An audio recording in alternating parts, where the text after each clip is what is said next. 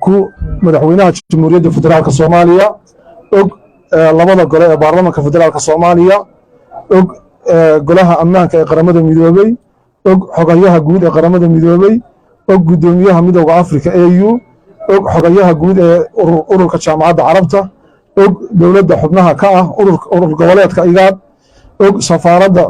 shisheeye ee ku sugan jamhuuriyadda federaalka Soomaaliya bayaanka Laascaanood waxa weeye taariikhdu waa 6 bishii February 2023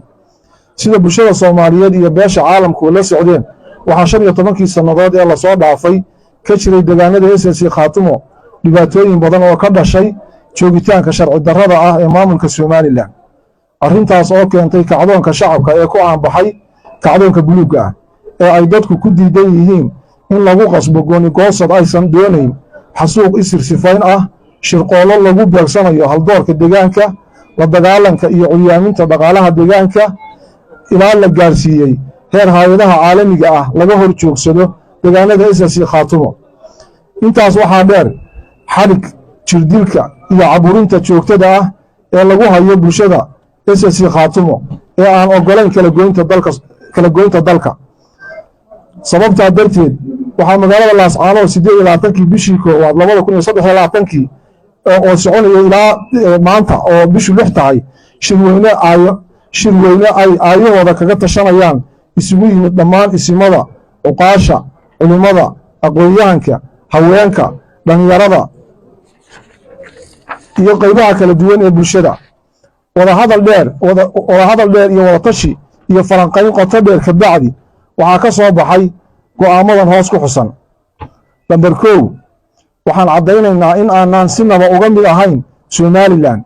wax heshiis ahna aanan kula gelin kala goynta dalka Soomaaliya 2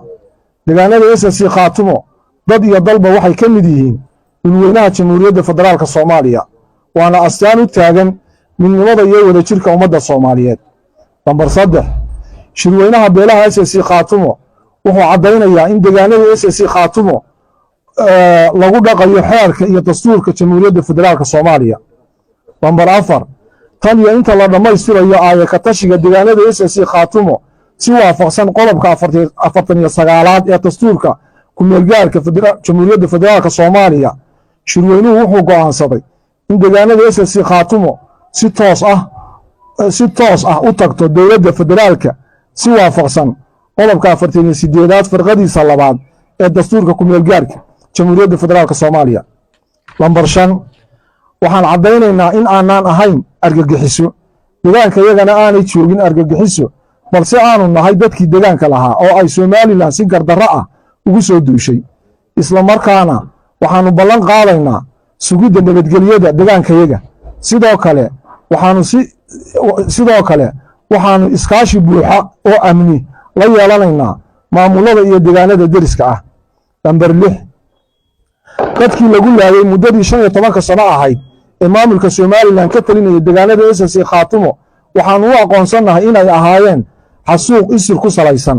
waxaana mas'uul ka ah maamulka Somaliland isla markaana waxaan cadaynaynaa in dilalka qorshaysan ay la bilaabeen imaatinka Somaliland